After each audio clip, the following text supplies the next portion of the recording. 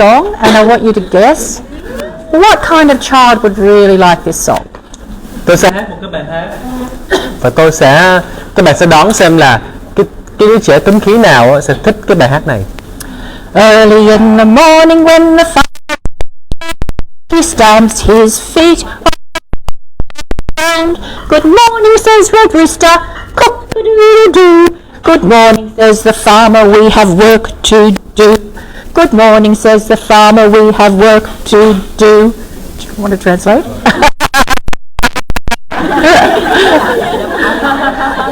Nói chung là nói về một cái người nông dân mà đi ra ngoài đồng và có rất là nhiều việc để làm.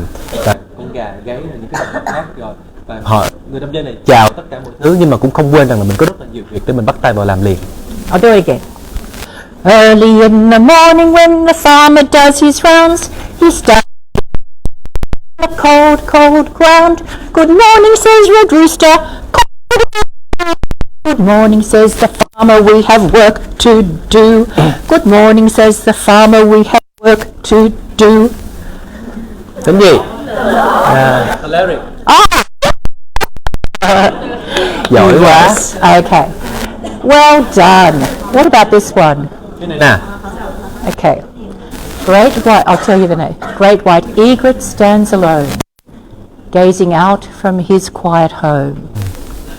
He is lord of all he sees, standing tall amid the reeds.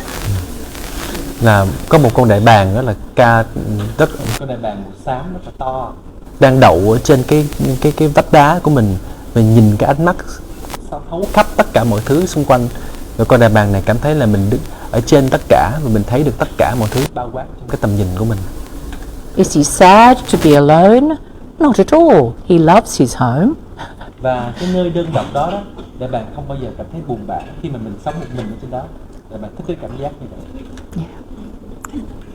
Great white egret stands alone, gazing out from his quiet home. He is lord of all he sees, standing tall amidst the reeds. Is he sad to be alone? Not at all. He loves his home. Đất hay nước? A lot of people say melancholic. Yeah. Đúng rồi, đất nha. Yes. Đất có thích ở một mình. Yeah. Okay. All right. Here's another one. I'm as I swing through the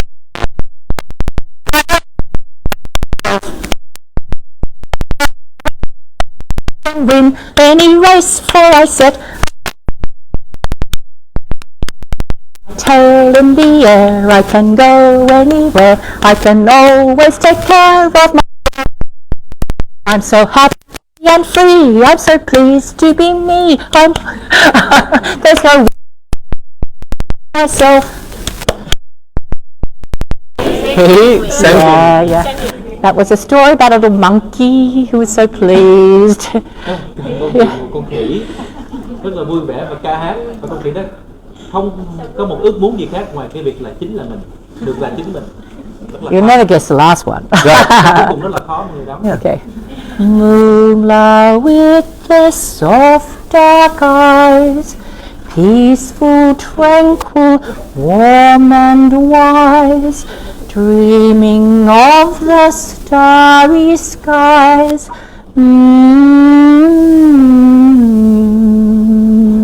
Con bò đó mọi người. Yeah. Phlegmatic. Okay, lovely. So this is one of the ways that we can work with the temperaments with the children, is we give them pictures and we sing songs, and of course the children relate to their particular temperament. Cái cách mà chúng ta có thể làm việc với trẻ con, chúng ta có thể kể câu chuyện này, chúng ta có thể hát, và tất nhiên là đứa trẻ sẽ cảm thấy kết nối với những cái bài hát đó. But you do it with all the class. Everybody does all the songs. Nhưng mà một cái bài hát của một cái tính khí bất kỳ mình làm cho cả lớp luôn, cả lớp đều được trải nghiệm cái tính khí đó. And so through that, through the stories and the songs and the activities that you all do together, there comes a harmonizing in the class. Cho nên đó là thông qua những cái hoạt động, những cái bài hát, những cái chuyển động đó, thì cả lớp có thể dung hòa với nhau. Because I think one of the most important things we do in relation to how we work with the temperaments with the children is that we make sure that all of the temperaments are worked with in the way that they need to be worked with, even without us identifying each child. We always make sure that we cater for each temperament even before we have worked out who is who. Và tôi nghĩ cái việc quan trọng khi mà mình nói về tính khí á, trong cái việc mình làm việc với trẻ đó, là chúng ta lúc nào cũng đảm bảo rằng tất cả các tính khí đều tìm thấy cái nơi của mình trong cái lớp học, đều tìm thấy được chính mình ở trong bất cứ một hoạt động nào đó mà cô giáo làm, ngay cả trước khi mình biết là từng bạn là tính khí nào, trước khi mình xác định được là bạn nào là tính khí nào, lúc nào cũng ôm ấp tất cả các tính khí vào trong hoạt động, trong cái bài giảng, trong không khí lớp học của mình. Because there's no way, when you start out in class 1, you don't know what the temperaments are of the children. You have to learn. Không thể nào mà ngay từ lớp 1 mà các bạn đã biết rằng là bạn nào là tính nào ha. Các bạn phải làm việc để các bạn có thể hiểu được dần dần đứa trẻ của mình. And in order to be able to work the harmony in the class, we have to think, okay, I have to have activities that the sanguines will love. I have to have activities that the cholerics will love. I have to have activities that the melancholics will love and also the phlegmatics. Và tất nhiên á, là để có thể dung dưỡng được cả lớp á, chúng ta phải nghĩ rằng là tôi phải tìm cái hoạt động nào đó mà tính khí thích nè, một hoạt động nào đó mà tính lửa thích, tính đất thích và tính nước cũng thích. Từng cái hoạt động phụ thuộc và phù hợp cho những cái tính khí khác nhau. And through all the activities we do, we actually learn. We watch the children and we see how they do things, and then we can discover more about their temperament. Và tất nhiên là thông qua các hoạt động đó, chúng ta có thể thấy cái cách mà trẻ tương tác với những cái hoạt động mà chúng ta bày ra đó. Và khi đó chúng ta có thể thấy được rằng là cái đứa trẻ này nè là như thế nào, mình có thể hiểu hơn. Because one of the most unhelpful things that we can do is, as a teacher, to work always from our own temperament and work in a one-sided way with our children. Bởi vì một trong cái điều mà rất là tệ mà người giáo viên có thể làm là lúc nào cũng làm việc dựa trên cái tính khí cá nhân của mình, và lúc nào cũng làm việc một cách rất là phiến diện. So that's why we started with understanding the adult temperament first. Cho nên là chúng ta đã bắt đầu bài giảng ngày hôm nay với cái việc là thấu hiểu bản thân người lớn trước.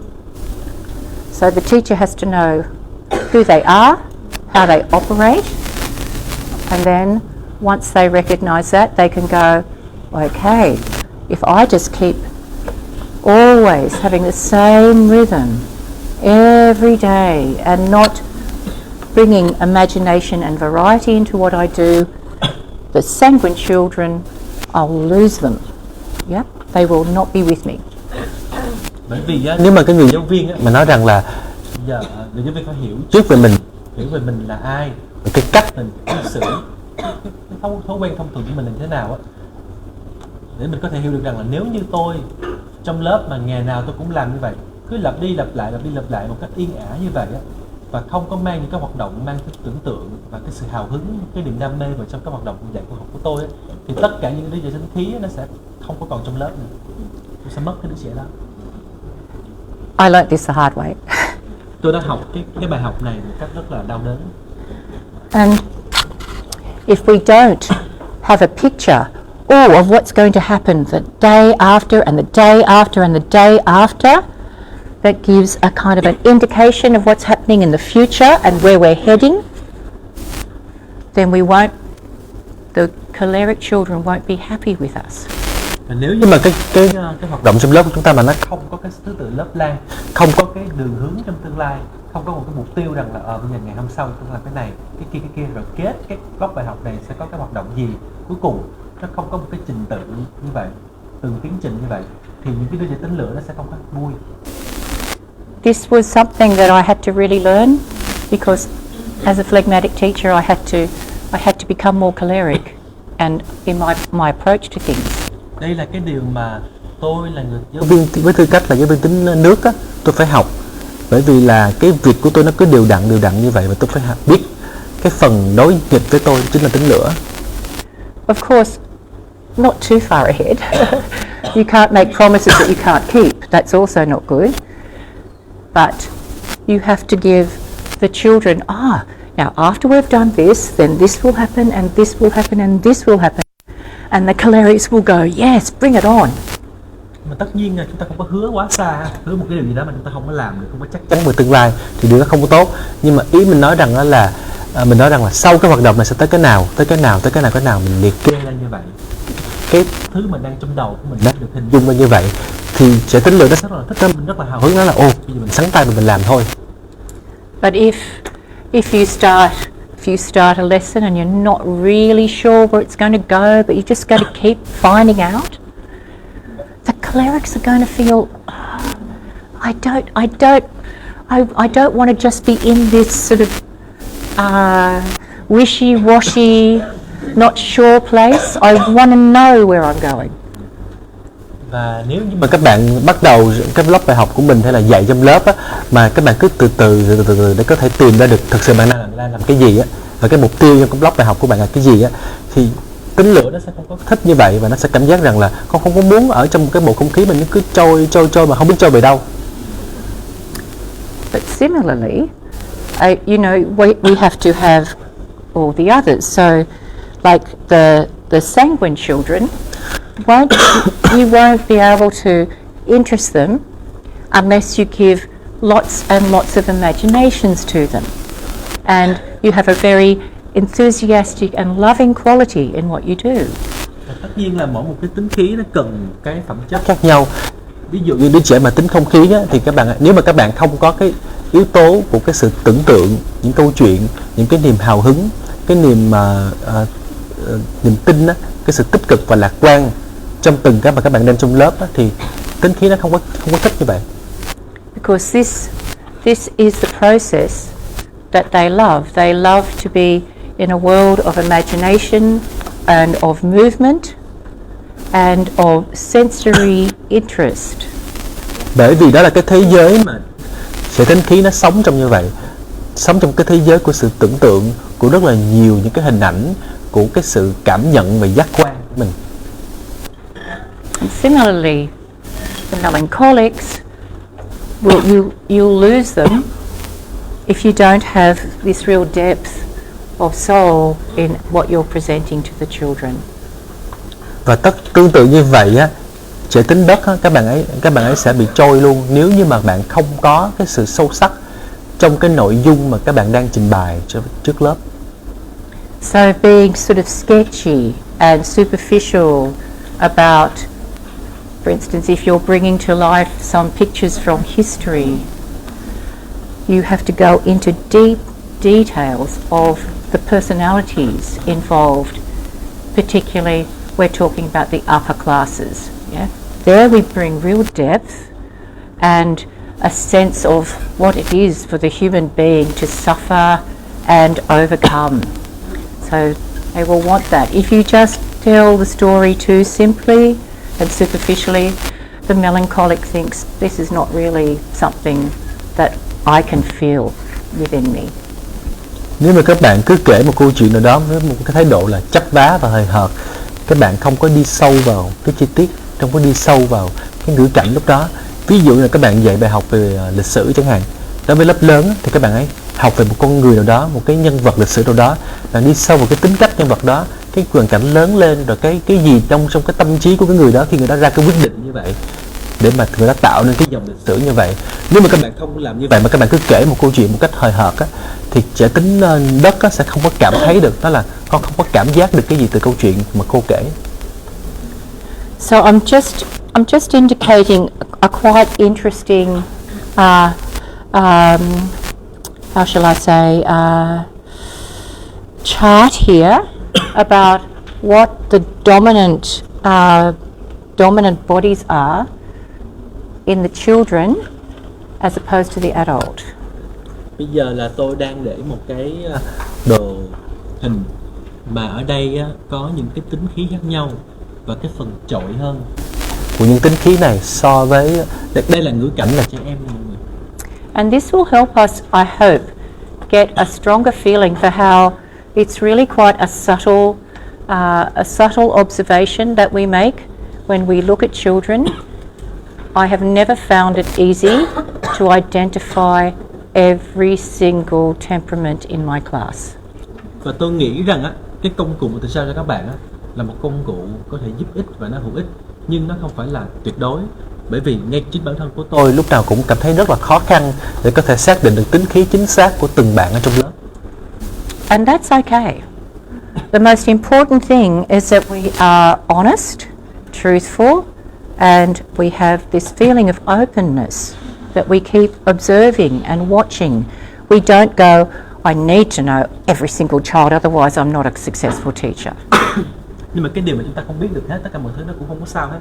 Cái quan trọng là các bạn giữ cái tâm thế cởi mở và lúc nào cũng học hỏi và lắng nghe, và các bạn đón chờ cái điều mà được trao đến các bạn, chứ không phải các bạn có một cái tâm thế rằng là tôi phải biết tất cả mọi đứa trong lớp này, nếu mà không biết được tôi không dạy được. And we don't feel, this beautiful picture of being able to solve the riddle of the child. The child is like a puzzle or an enigma. So we keep trying to discover what is the secret of this child. Và chúng ta giữ một cái cảm giác là chúng ta đang đi trên con đường tìm hiểu và khám phá về một đứa trẻ. Một đứa trẻ giống như là một cái câu đố khó, một cái mật mã mà chúng ta cần phải giải. And we never go, oh, yep, I've got it. That kid's a sanguine, and therefore I'm going to do all these good things to change them, to moderate their behavior. Và chúng ta không có giữ một cái thái độ là tôi biết rồi, cái em này là tính khí đúng không? Thì tính khí lại phải cải thiện những cái vấn đề này. Thế là mình thiết kế những cái hoạt động và những cái thứ mà để mình có thể cải thiện em, có thể biến đổi em. So Rudolf Steiner suggested that when we work with the temperaments, we're always using like with like. We start with where the children are, what are their qualities, and then we work with those same qualities in a way that is natural to that particular child. Và khi mà chúng ta nói về cái việc mà chúng ta có thể tiếp cận một cái đứa trẻ như thế nào và có thể giúp cho em như thế nào, thì Rudolf Steiner hay nói cái câu là đồng thanh tương ứng. Có nghĩa là chúng ta bắt đầu với cái đứa trẻ đó như chính cái cách mà đứa trẻ đang là, đi cùng với đứa trẻ, gặp đứa trẻ trước và thay đổi. So this is like a homeopathy. Nó giống như cái liệu pháp là vi lượng đồng căn. Sorry. Say, how long do I have?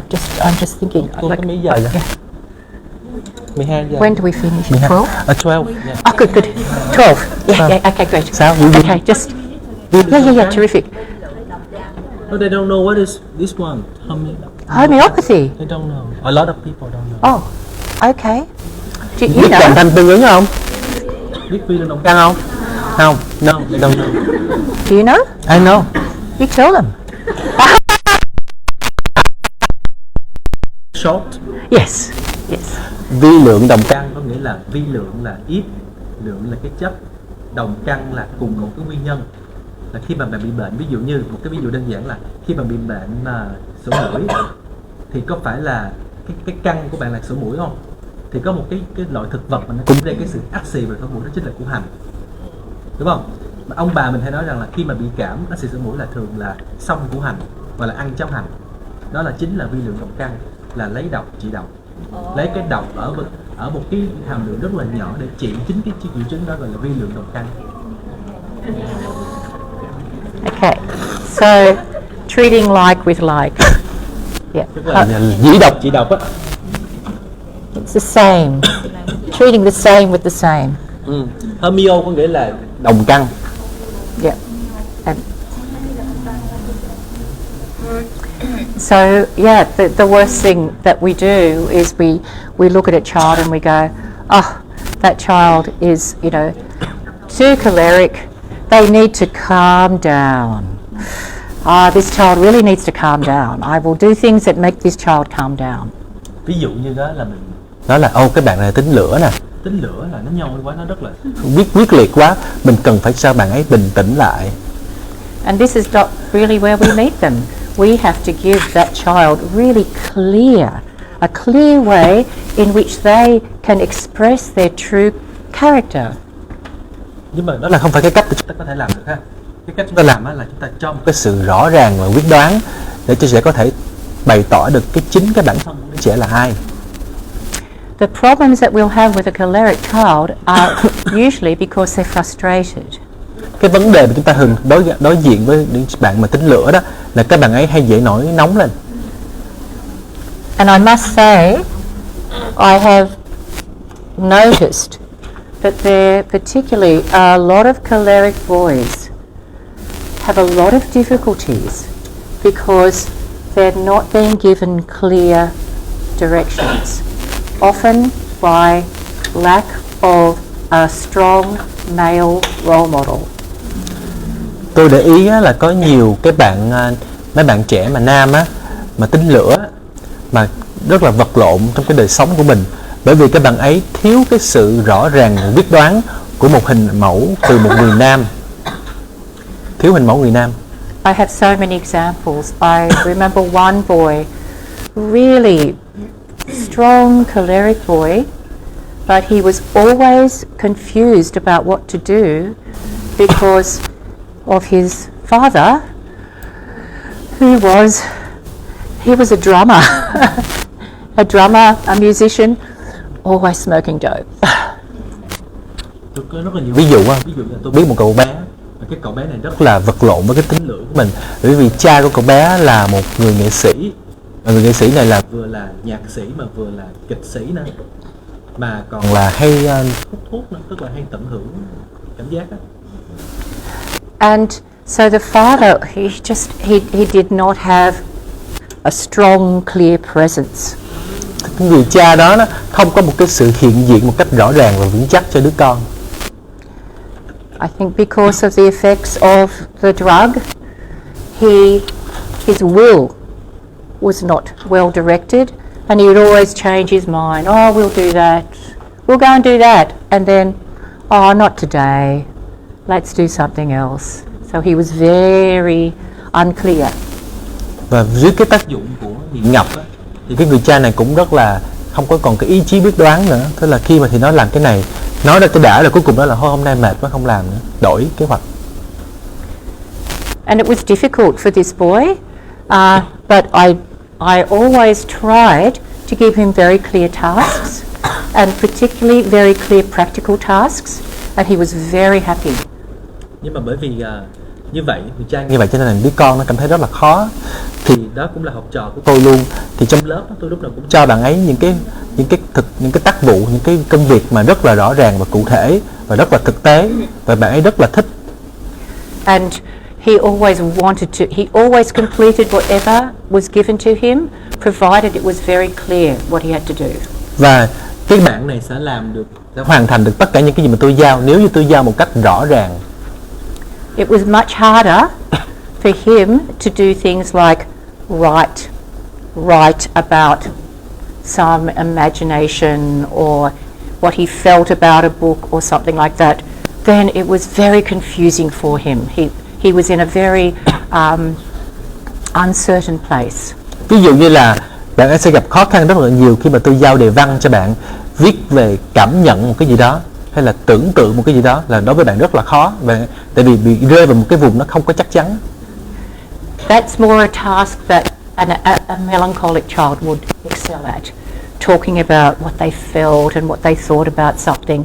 Then they could go on. But this little boy, if I asked him to do that, it wasn't successful. I had to change what I asked. Mà nếu mà cái đề bài mà nói về cái cảm nghĩ của mình, cái cách mình suy tư một cái gì đó, cái đó là phù hợp với tính đất hơn. Tính đất có thể viết ra hàng dài hàng giờ đồng hồ về cái đó, nhưng mà đối với cái cậu bạn mà tính lửa này á, thì không có phù hợp, cho nên tôi phải đổi đề. I had to be very specific, and I'd say, "Okay, Tali, I want you to describe in detail what Christmas dinner was like last year." Lúc đó tôi đổi đề, tôi nói Tali, bây giờ cô đổi đề, cô cho các con làm là con hãy diễn tả một cách chính xác nhất có thể cái lễ Giáng sinh năm ngoái của con. But if I said to Tali, "I want you to describe all what your feelings were like when it was Christmas last year," he couldn't do that. Tức là kêu mà diễn tả cái việc mà thật cái gì xảy ra thì làm rất là ok ha, nhưng mà nói là nói về cho cô về cảm giác của con, về không khí lễ hội đó là thua. So once again, clear tasks that he could manage. Tức là một lần nữa nhắc cho các bạn biết là cái sự rõ ràng về cái gì mà rất là thực tế, những cái nhiệm vụ rất là rõ ràng và thực tế cho tính lửa. Rudolf Steiner says he gives these 4 wonderful recommendations for how we work with the child's temperaments within the classroom. Rudolf Steiner đã cho 4 cái chỉ dẫn dành cho 4 cái tính khí, cái cách chúng ta có thể làm việc với trẻ tính khí khác nhau ở trong lớp. And each of them is, if we read as we go through, you'll see that each of the suggestions is how the child relates to another human being. Và nếu như các bạn đọc kỹ thì nó đều là cái việc là hướng cái đứa trẻ đề này đến cái mối tương quan của đứa trẻ đến với cái người khác ở trong lớp. So a class teacher, whether they're male or female, it doesn't matter which child you're dealing with, the important thing is that you are someone worthy of respect to the child. They have to look up to you and have esteem for you as someone who has a strong sense of self and their I. Và người giáo viên mà dẫu là nam hay nữ không còn quan tâm là cả hai giới tính luôn, thì cái tính lửa đó là sẽ rất là ngưỡng mộ một người giáo viên mà rất là rõ ràng và biết mình là ai và có một cái lòng tự tôn về bản thân của mình. So they want from you as a teacher, they want you to be the captain of the ship and to know where the ship is going. Các bạn ấy muốn bạn chính là thuyền trưởng cho con tàu, và là một người thuyền trưởng thì biết rất là rõ là tàu đi đâu. And they want to see that you are accomplishing things, that you don't just have good ideas, but that you have follow through. Và các bạn ấy cũng muốn thấy rằng là cái người thuyền trưởng có rất là nhiều ý tưởng và thực sự thực thi được những ý tưởng đó, chứ không phải là chỉ có nghĩ mà thôi. And you don't have to be like the most amazing person at every task, but you have to be making progress. That's what they're watching. Is this person working towards making themselves a more clear, directed, focused person who learns from their mistakes? Và bạn không cần phải là giỏi về tất cả mọi thứ và làm được tất cả mọi thứ, chỉ cần bạn là cái người của thực việc, là bạn là thực sự là đưa ra cái kế hoạch và bạn làm từng bước để bạn đạt được một cái gì đó. Bạn có một cái sự tập trung, một cái tầm nhìn và bạn biết bạn đang làm cái gì là được. And so when we're working to bring harmony into our curriculum and our work, we make sure that we have clear tasks for the choleric children. Cho nên là khi chúng ta muốn mang cái yếu tố dung hòa đến với lớp học của mình á, thì đảm bảo rằng là mình đã có những cái nhiệm vụ rõ ràng và cụ thể dành cho những bạn tính lửa. And that they are completed. Và những cái nhiệm vụ đó nó phải được hoàn thành. One of the best lessons I've seen with choleric children is wood carving. Một trong những cái điều, một cái hoạt động mà phù hợp nhất với tính lửa mà tôi thấy đó chính là khắc gỗ. Just as a picture, this is a fantastic. You have the child who knows that they have to create a bowl. Chỉ là một cái hình dung thôi, các bạn hình dung rằng là các bạn sẽ nói cho đứa trẻ biết được chính xác và rõ ràng là từ cái khúc gỗ này cô muốn nó thành một cái tô, cái chén. The project has to be well thought through. The tools have to be right. The wood has to be the right kind of wood, and the tool has to be sharp. và mọi thứ nó phải được chỉnh chu, là cái gỗ nó phải đúng cái gỗ mà mình muốn thực hiện, rồi cái từng bước thực hiện đó, nó rõ ràng, nó được liệt kê ra sẵn, và cái công cụ nó có sẵn và nó phải bén. And then the process starts, and you see this absolute focus and joy as they do it. Và khi mà bắt đầu thực làm việc rồi á, là các bạn thấy được cái sự tập trung và hăng say trong cái việc làm việc của những đôi giày tên lửa. I remember teaching a boy, and I wasn't sure if he was choleric or not. Tôi có nhớ là cái kinh nghiệm của tôi á, tôi dạy một cái đứa trẻ, một cái bạn nam đó, mà tôi không biết là bạn ấy có phải tính lửa hay không. He was a middle child. He had a very strong older brother and a very charming younger brother, and he was in the middle. Là con trai trong gia đình, có 3 người con trai á, là cái người anh á thì rất là mạnh mẽ, còn người em á, em út á thì rất là dễ thương và thân thiện, và đây là người con mà kẹp giữa. And I always felt he was a little bit confused about who he was because of that situation in his family. Và tôi cảm giác rằng là cái cậu bạn này nè khá là bối rối, rất là không có biết mình là thực sự là ai, bởi vì kẹp giữa hai cái thái cực như vậy. And I often saw him in class being a bit of a clown and being disruptive with the other children. Và tôi lúc đó là tôi dạy á, tôi bạn này là hay là chú hề trong lớp, là rất là phá rối, kẻ phá bệnh trong lớp. And that was one of his ways of showing that he didn't know exactly how to harness his choleric nature. He kind of wasted it. Và đó là một cái biểu hiện cho thấy rằng là bạn này không có bộc lộ ra được, không có làm thực thi hóa được cái tính lửa, cái ngọn lửa ở bên trong mình, mà nó bị phân tán ra thành những cái hoạt động mà vô nghĩa. He had within him the ability to be a really good leader, but in his family he wasn't able to bring that to fulfillment. Bạn ấy có rất cái yếu tố lãnh đạo ở bên trong mình, nhưng mà trong cái hoàn cảnh gia đình của bạn ấy không có thể nào thực hiện cái đó.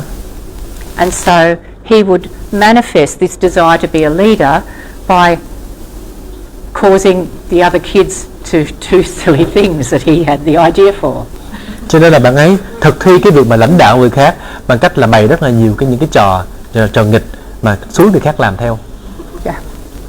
And then he was not in my class, but I observed him. And then I saw him in the woodwork lesson in class 6. Nhưng mà không phải là lớp của cô, chỉ là trong trường của cô mà cô quan sát được thôi. Thì đến một cái lúc mà lớp 6, khi mà bắt đầu là học khắc gỗ đó, thì cô quan sát được bạn đó. And he was the best. Out of all the students, he just had this wonderful sense of direction. He finished his bowl, and then he wanted to do another thing. He kept carving because he was really meeting his character with this Và lúc activity. đó là trở thành cái người mà giỏi nhất trong cái lớp, làm rất là nhanh, rất là đẹp, và hoàn thành xong cái tô trước tất cả mọi người, và muốn làm thêm một cái nữa, và rất là tập trung làm từng cái nhát búa mà gõ xuống, bởi vì là bạn trong từng cái nhát búa đó bạn ấy tìm được chính con người của bạn ấy.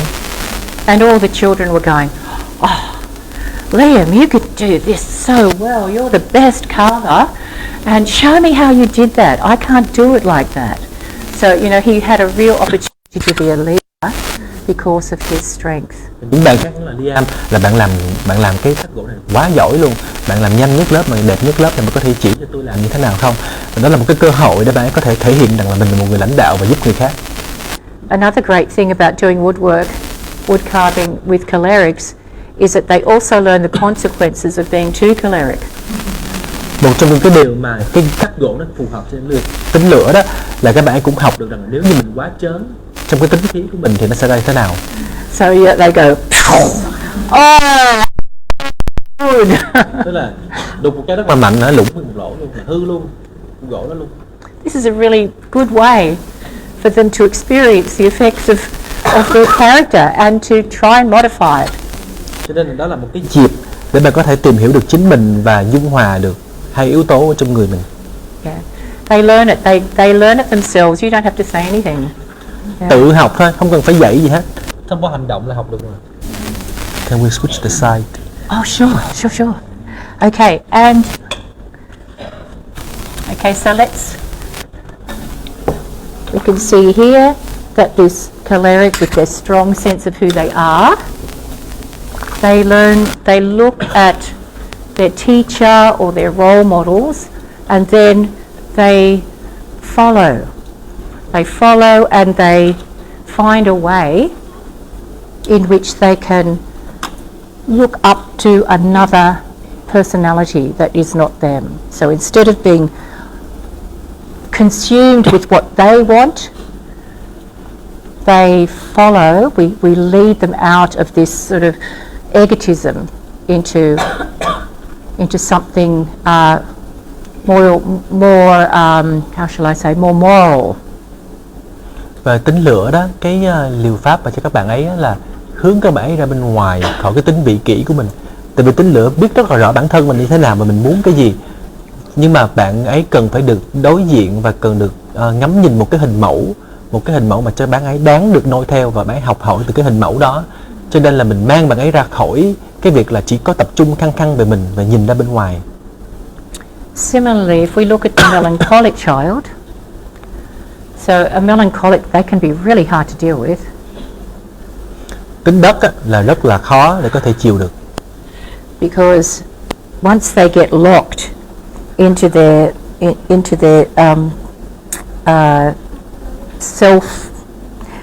self world, it can be very hard to bring them out of this. Tại vì tính đất một khi mà đã chui vô hang của mình rồi là không bao giờ chịu trồi ra. I've so many times. You go, oh my gosh, they're off on their own suffering, and they don't want to join, and they're unhappy. How do I work with this child? Và nhiều lần tôi nói là lắc đầu ngao ngán, tôi nói là trời ơi, nó chỉ có một góc thu lũ một mình và chỉ có lo về cái nỗi bận tâm và nỗi khổ của riêng mình thôi, không có quan tâm tới cái gì hết. Làm sao để có thể tương tác được bây giờ? But of course, you lead them out of that. You tell a sad story or a beautiful sad song, and they can't help but be drawn into that because it's something outside of them. It's not just their own story. They are interested in a story about somebody else who has gone through even greater suffering than them. Nhưng mà tất nhiên là mình sẽ dẫn các bạn ấy ra khỏi cái này ha, bằng cách là mình kể cho bạn ấy một câu chuyện thiệt là buồn hơn chuyện của bạn ấy. Yeah. Và mình sẽ hát cái bài hát mà thiệt là buồn để bạn ấy biết rằng là cái nỗi khổ của mình không có nhầm nhò về với cái nỗi khổ mà rất là khổ của người khác. And you know, and musically, they'll love the sad song or the minor key in the music. This will also satisfy that it resonates within them. Và những cái bài hát mà nó mang cái ý nghĩa buồn bã đó, và nó có một cái tông thứ, tức là nó buồn, nó u sầu, nó ảm đạm đó, thì bạn rất là thích những cái bài hát như vậy. So it's an outer picture, but it's resonating within them. Tức là nó là một cái hình ảnh bên ngoài, nhưng mà cái bên ngoài nó lại rung động đến bạn ấy được. This can break a spell for them. Và nó sẽ cởi bỏ cái trói buộc của bạn. It's very important, as I've said before, that we don't go, oh gosh, like I wish they weren't always kind of feeling sorry for themselves. We can't do that. We have to be much bigger than that. Mà mình thường là mình hay nói rằng là mình hay tự trách mình nói là ước gì là bạn ấy có thể là dừng cái việc mà than khóc cho chính mình, nhưng mà không, mình phải lớn hơn cái đó, mình phải to hơn, mình phải vững hơn. And so when a teacher has got the opportunity of just sitting quietly with that child, you don't need to say much. You just need to feel, they need to feel that you have compassion for them. Sometimes all you have to say is, I know how hard it is.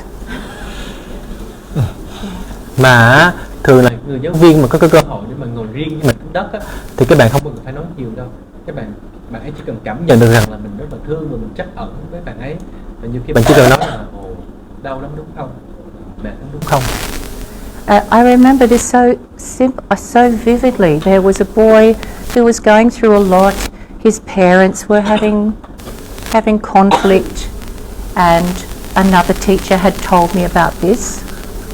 Tôi có một cái trường hợp là có một cái bạn nam á, thì bạn ấy là đi qua rất là nhiều chuyện khó khăn, mà trong gia đình là cha với mẹ là lục đục với nhau, và một người giáo viên khác nói với tôi về cái trường hợp vậy. And so that's all I did. I just sat next to him one day and I just said, I know how hard it is for you now. Và đó, tất cả những cái gì mà tôi làm với bạn ấy là tôi chỉ cần ngồi kế bên bạn ấy mà tôi nói rằng là tôi biết là con đang rất là khó khăn. And I really felt that's all he needed to hear. Và tôi cảm giác được rằng là cái câu đó là chính xác là cái câu nói duy nhất mà bạn ấy cần được nghe lúc đó. That he was not alone. Để bạn ấy cảm nhận được rằng mình không có đơn độc. That somebody understood and was helping to carry him. Có một người hiểu được mình và người đó sẵn sàng giúp mình. So very, very important. Rất là quan trọng nha. And Rudolf Steiner says that we can, as teachers, especially with the older classes, we can just give them little pictures of our own life as well. Và đối với cái cho giáo viên và người lớn, Rudolf đã bảo rằng là mình có thể kể về câu chuyện cuộc đời của mình. Sometimes the children need to hear, oh, my teacher had this very difficult thing that happened to them, and yet they were able to overcome it.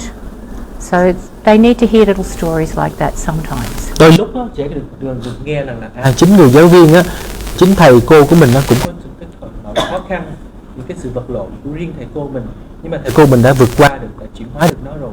Đôi lúc các bạn cần nghe như vậy. But of course, if we're a melancholic teacher, we have to be careful not to do that too much. Giáo viên tính đất, nếu mà giáo viên tính đất thì mình không có ngày nào mình cũng vô mình cũng than khổ quá nè. Okay, let's flip and look at the sanguine child. Bây giờ mình đổi ha, và mình nhìn qua trẻ tính khí nha. And here once again, it's always in how can we have a healthy development of the sense of ego in relation to the other person. Và lúc nào cũng vậy, là cái phát triển cái tôi của riêng mình á, tất cả những trường hợp đều như vậy, là mỗi một đứa trẻ này cần phải có cái sự hiểu về cái tôi của chính mình và cái tôi của mình như thế nào với người khác. So the difficulty or the challenge that a sanguine child is facing is that they move too quickly and they don't remember and they don't have a strong sense of the I am. Cái vấn đề của những bạn mà tính khí á, là các bạn ấy là thay đổi nhanh quá, chuyển đổi nhanh quá, di chuyển nhanh quá, mà không có, và rất là hay quên, và đồng thời là không có biết định hình được mình là thật sự là ai. They have lots of friends and they kind of live into this world of their peers. Có rất là nhiều bạn bè và dường như là sống dựa trên bạn bè vậy. And they are so interested in what all their friends are doing and what their peers are doing, they may not always make good choices because they don't examine things very much. Và bạn ấy có rất là nhiều bạn bè và có hứng thú với những cái gì mà bạn bè mình làm, những người mà đồng trang lứa mình làm, nhưng mà thường là không có cái sự lựa chọn tốt lắm, bởi vì là không có cái sự giám định, cái sự suy nghĩ một cách rõ ràng mình muốn làm cái gì. So the beauty of the sanguine nature is it's very loving and affectionate. Cho nên là cái nét đẹp của một người tính khí á, một đứa trẻ tính khí á, là đứa trẻ này rất là dễ thương, rất là dễ mến. This is the strength of the sanguine, this loving nature. Và cái sức mạnh của tính khí một cách tự nhiên á, là cái người này rất là dễ mến.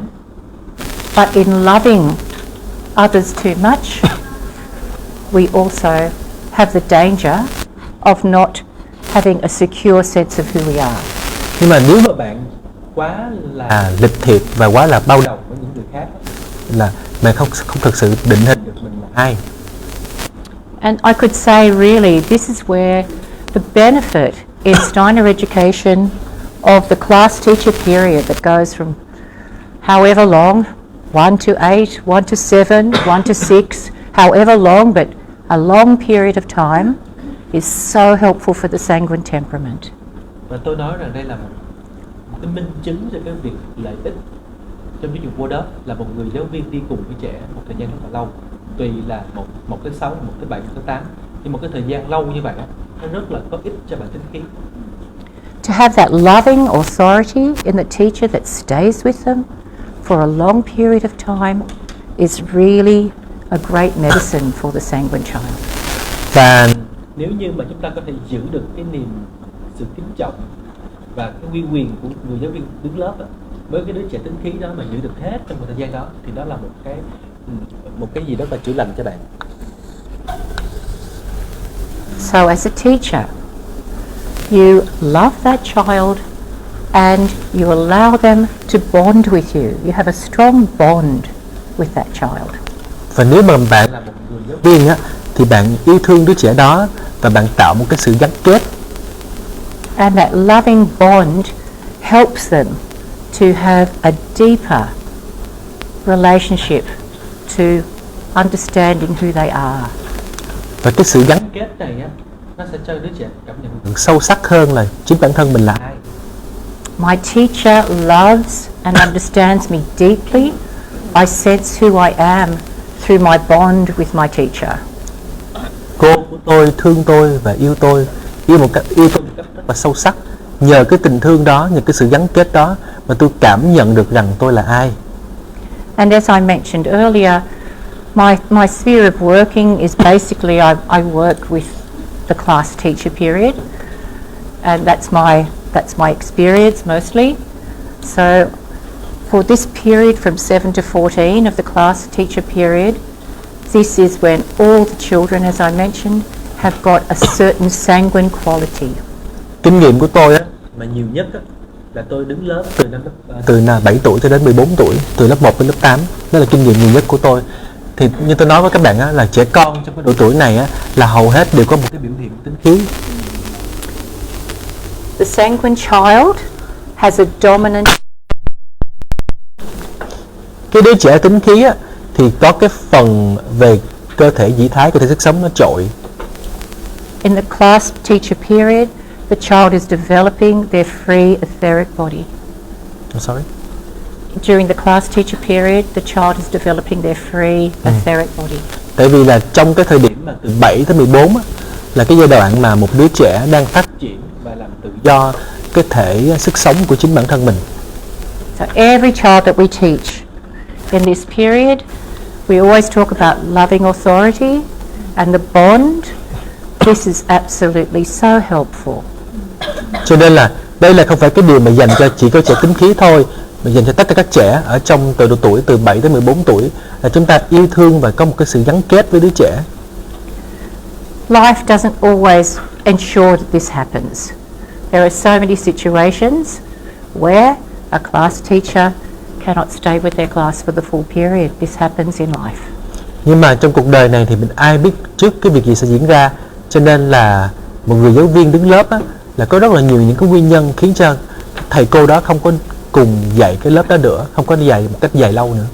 But the loving bond that the teacher establishes with the child, it doesn't matter. If it might be sad if it can't continue, but the important thing is that loving bond is made. Nhưng mà quan trọng là cái mối thương yêu mà gắn kết đã được tạo dựng giữa cái người giáo viên đó với cái học sinh đó. Cho nên là dẫu cái chuyện kết thúc có buồn đi nữa, là không có dạy nữa là vì cái lý do nào đó, nhưng mà điều quan trọng là cái tình thương nó đã có rồi. Let's have a look at the last one, the melancholy, the phlegmatic child. Nhìn cái cuối cùng nha mọi người, trẻ tính nước. So with the phlegmatic child, we talk about the phlegmatic child as having a dominant physical body. Và mình nói dominant. Trẻ tính nước dominant physical body. Là cái nổi trội nhất, cái cơ thể nổi trội nhất đó chính là cái cơ thể vật lý. And with the phlegmatic child, that they're a little bit chubby, that their physical nature is quite big. Trẻ tính nước có một cái xu thế về ngoại hình là hơi mũm mĩm một tí. And this is quite a good indication that we're looking at a phlegmatic child if they're round. Đó là một trong những cái điều mà có thể xác nhận được là trẻ có phải tính nước hay không, là thường là hơi tròn đấy. and they love to digest, and they don't want to lose anything. They want to keep their lovely roundness and their water and feel comfortable, like they've got a security blanket around them. Và trẻ thích nước, rất là thích ăn và rất là thích tiêu hóa đồ ăn và không có thích bỏ cái gì hết, cái gì cũng giữ hết, và giống như là giữ một cái lớp mỡ, như là một cái chăn ấm xung quanh cái người của mình. But this lovely security blanket can also make it hard for them to break out and really experience what's going on in the world and what other people are experiencing. Mà bởi vì là quấn chăn kỹ quá cho nên không có chui ra được, và không chui ra được cho nên không có thấy là cái sự hứng thú với thế giới này, người ta đang làm cái gì, người kia đang làm cái gì. And so once again, the medicine for being overly phlegmatic is to be encouraged to be interested in all that's happening around you in the classroom, a sharing of the interests of others. Cho nên cái liều thuốc dành cho sự thích nước á, là cái sự động viên hăng hái, là cái niềm động viên là bạn quan tâm đến những cái gì mà đang diễn ra, những cái sự hứng thú xung quanh của mình. And once again, like the way that curriculum is worked in the Waldorf school is that there are so many different interesting projects that the whole class do together. Cho nên là trong cái giáo trình, cái khung chương trình dạy học Waldorf của mình á, chúng ta có rất là nhiều cái hoạt động rất là thú vị, những cái dự án mà cả lớp cùng làm với nhau. So, okay, lovely phlegmatic activity of knitting. Okay, they love knitting. Oh, hang on, time to put your knitting down because we're all going to do this. We're all going to learn this new dance. And so the phlegmatic goes, oh, everyone's learning a new dance. I join with them because I'm like water. I love to do what others are doing because it's natural to me. Mà ví dụ như là trên trường đó là các bạn thích đan nhất, tại vì đan nó cứ lặp đi lặp lại, nó cứ như vậy hoài á, cho nên là trẻ thư tính nước là thường đan nhiều lắm.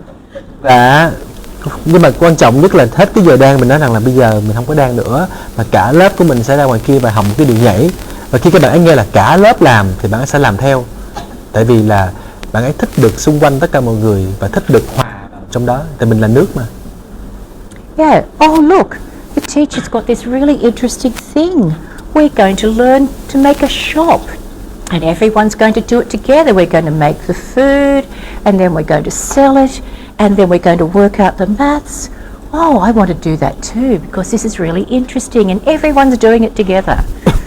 Ví dụ tới hội chợ Xuân đi, nói rằng là bây giờ cả lớp sẽ bán đồ ăn nha, mình sẽ chuẩn bị thức ăn, rồi mình lên gian hàng, rồi mình có người bán đồ, người thu tiền, rồi người chuẩn bị thức ăn này kia, và bạn sẽ rất là thích bởi vì là hứng thú quá, tại vì tất cả mọi người đều làm mà tôi muốn có một phần ở trong đây. So I just want to, like, we've only got a few minutes, but might need to be explained. So I talked about the phlegmatic child having the dominant physical body, the sanguine having a dominant etheric body. We think of this body of forces of growth within the etheric body. We think of the physical body as making a kind of a layers and a physical home. Now we have a look at this one, melancholic. Mình nói về cái đồ thị này chút xíu ha, cái đồ hình này chút xíu. Tại vì là đây là tính khí nha, và tính khí cái trội nhất của bạn ấy là chính là cái cơ thể về sức sống. Mình phải tưởng tượng rằng là tính khí là căng tràn nhựa sống, lúc nào cũng có rất là nhiều cái sức khỏe để làm việc này việc kia, việc này việc kia. Còn tính nước á thì là cái nổi trội nhất là cái cơ thể vật lý, giống như là một cái lớp màng bao các bạn ấy lại, cảm thấy rất là an ổn trong cái nhà của mình. So when we look at the melancholic, Rudolf Steiner says they have a dominant ego. Và khi mình nhìn về một cái đứa trẻ mà tính đất á, thì Rudolf Steiner bảo rằng là cái nổi trội, cái cơ thể nổi trội nhất đó chính là cái ego, cái tôi. But they're only a child. We know that really the ego forces aren't really free until they're 21 and older. Nhưng mà nó là một đứa trẻ thôi, mình biết rằng là cái tôi của đứa trẻ nó không có được tự do, nó không có thành hình ra, mà chỉ đến cái 21 tuổi thì bắt đầu nó thành hình thôi. But nevertheless, every human being, even from when they're born, this self of theirs, it's already wanting to come down to earth. Mà tất cả các bạn ở đây, con người là như vậy. Khi mà sinh ra trên đời này á, thì cái tôi của mình á, cái phần riêng cá nhân của mình á, đã bắt đầu muốn có mặt và bắt đầu xuống dần dần rồi. It's just in the melancholic child, they sense this ego, this self, before they can really feel comfortable with it. Nhưng mà đối với cái giới tính đất á, là nó cảm nhận được cái tôi này trước khi mà bạn ấy có thể dung chứa được cái tôi đó, có thể cảm thấy thoải mái với cái tôi đó. And so we feel that with this child, it's almost like it's too strong a force, and they feel this self-consciousness, this self-awareness, before they really have the ability to be able to stand in their I in a free way. Cho nên mình thấy là đứa trẻ tính đất á, là rất là hay nghĩ về bản thân mình, rất là hay tuổi về bản thân mình, hay cảm nhận được mình là như thế nào riêng biệt, có sự đơn độc riêng biệt. Trước khi mà có thể lành mạnh với cái tôi đó, trước khi có thể dùng cái tôi mà đứng thẳng là tôi là ai. The teacher naturally has compassion for this experience because it is not easy to be an I. Cho nên là giáo viên á, các bạn phải có một cái lòng trắc ẩn một cách tự nhiên với cái sự khó khăn vật lộn của tính đất, bởi vì cái này nó rất là khó. Even as an adult. Ngay cả là người lớn tính đất mình cũng phải thông cảm. Now let's look at the choleric having this dominant astral body. Rồi bây giờ mình hãy nhìn vào cái tính lửa và các cái thể astral tình cảm nó trội ha. So when we look at the astral body, we're looking at something that is sentient, it senses into the outside. Khi mình nhìn về tính cái thể mà cảm giác tình cảm á, mình biết cái thể này nó rất là phóng ra bên ngoài, nó tỏa ra bên ngoài. So I think we can get a picture of the choleric child as being someone who has a big personality. Mình có thể nhìn về trẻ tính lửa và mình hiểu rằng là bởi vì cái phần tình cảm nó phóng ra bên ngoài như vậy, cho nên bạn ấy có một cái tôi rất là lớn. They're interested in having an impact in the outer world. Và bạn ấy rất là mong muốn là mình để lại một cái dấu ấn nào đó ở trên thế giới này. So they're not quiet and inward, they have an outer quality. Cho nên các bạn ấy không có thầm lặng và không có co vào bên trong mà rất là sâu ra bên ngoài. So just let's conclude. We'll just have a look at these 4 petals here. Để kết luận đó, chúng ta sẽ nhìn 4 cái bông hoa này nha, 4 cái cánh hoa này. And we can say within the melancholic and phlegmatic temperaments, there is a stronger tendency to inwardness. Mình nhìn ha, đầu tiên là cái cánh này là có một cái cảm giác đi vào bên trong nhiều hơn. Thì hai cái tính mà bị ảnh hưởng là cái này với cái này. Phlegmatic. I'm comfortable in my bubble. Tính nước là như vậy, tôi rất là thoải mái và rất là an ổn ở trong cái bong bóng của tôi. Melancholic. I struggle with this feeling of being an I. Tính đất cũng vậy, tính đất là tôi rất là vật lộn. Cái suy tư rằng là tôi là một người riêng biệt, một người độc lập. Okay, with this petal, we say a stronger sense of self with melancholic and choleric. Và cái cánh hoa bên kia là có một cái cảm nhận về cái tôi rất mạnh. Well, I've already described this sense of self within the melancholic. Và hồi nãy cô mới nói là tính đất như thế nào ha? Cảm nhận về cái tôi của mình rất là mạnh. With the choleric child, you feel I want to put myself out into the world. Nhưng mà tính đất á, thì là cảm nhận cái tôi nhưng mà co vào bên trong. Còn tính lửa là cảm nhận cái tôi nhưng mà đẩy ra bên ngoài. Okay, let's look at the next 2 petals. We have the sanguine and the choleric with a stronger interest in the outer world. Thì khi mình nhìn vào cái cánh hoa thứ ba là cái sự hứng thú với cái thế giới bên ngoài. And I think I've already indicated how that's a reality. The sanguine is very interested in what's happening outside. The choleric is interested in dominating and pouring their self into the outside world. Nhưng mà cái hướng tới bên ngoài của hai cái này nó khác nhau. tính khí á, là hứng thú với người khác, tỏ ra bên ngoài, nhưng mà với một cái thái độ là hướng về người khác.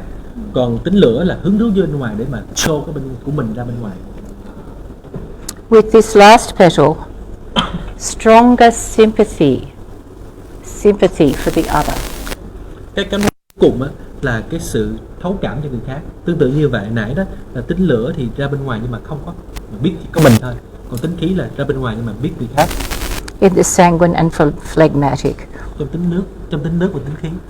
So the sanguine, I like people and they like me.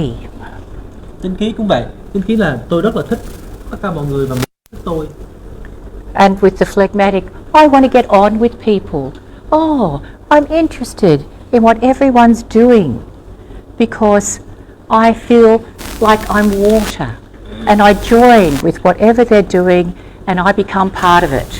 Tính nước cũng vậy. Tính nước là tôi rất là thích tất cả mọi người, theo kiểu là tôi muốn làm một phần của tất cả mọi người.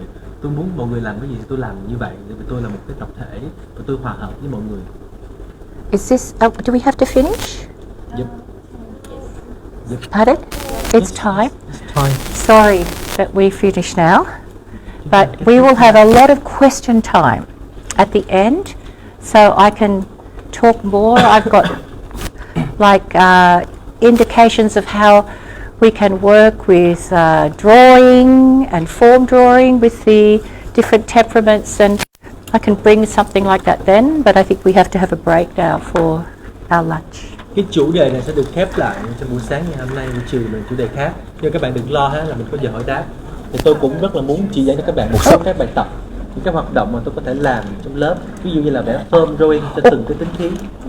One quick thing I wrote here. Aspects through self-education. This is the teacher task. Đây là một cái câu cuối cùng ha.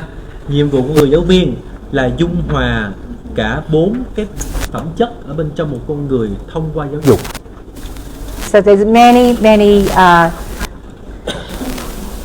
many paths of self-development that we can follow, but basically we want this to be harmonized in ourselves as adults. Tự giáo dục nha mọi người, có nghĩa là không phải giáo dục người khác, mà là tự mình á, là dung hòa được cái phần tính cách của chính bản thân mình, là nhiệm vụ của giáo viên. Thì ở bên đây là cô ghi là những cái bài tập tự giáo dục mà Rupstana đã cho giáo viên á, là 6 bài tập căn bản là ta bát chánh đạo này kia nè, nhưng mà quan trọng nhất là bạn giữ ý tưởng là bạn phải tự giáo dục mình. So that we can have all of these: sense of self, interest in the outer world, sympathy for others, and also an inner depth. All of these. Cả 4 cái này ha, các bạn phải có một cái cảm nhận rõ ràng về bản thân mình là ai, hứng thú với cái thế giới bên ngoài, có một cái sự thấu cảm và trắc ẩn với người khác, và đồng thời là biết lùi lại ở bên trong khi cần thiết. Thank you. Cảm ơn mọi người. Thanks, Sang. Now, have a break and then the big hot topic. Từ cổ. Em thích trường từ Hán Việt. Chị đang thắc mắc điều gì khiến em vậy? We read the verse for closing the morning. Oh, yes, sure.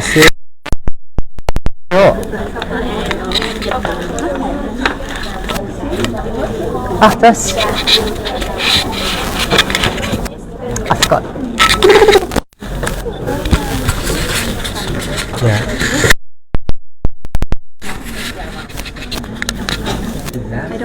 Trường lá là một trường thân thiện, tiếp đón tất cả mọi người. Mình rất là yêu quý trường lá.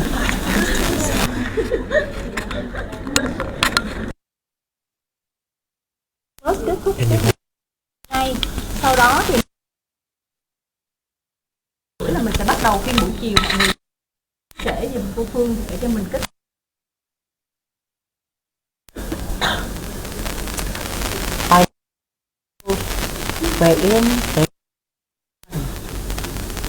Wherein there gleam the stars, wherein there lie the stones.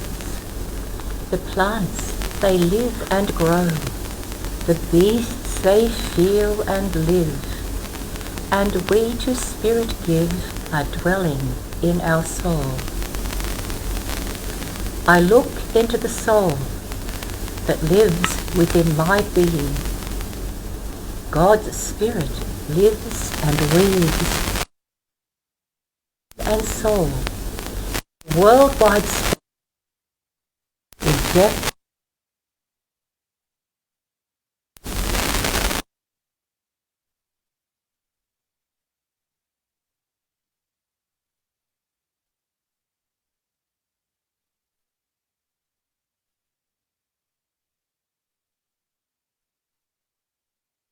in me. Live. Tôi nhìn vào thế giới, nơi mặt trời chiếu soi, nơi vì sao lấp lánh, nơi hòn đá nằm im, nơi cây cối đâm chồi và nảy lộc, nơi muôn thú cảm nhận và sinh sống, nơi linh hồn tôi trú ngụ, trong tâm hồn. Tôi nhìn vào tâm hồn,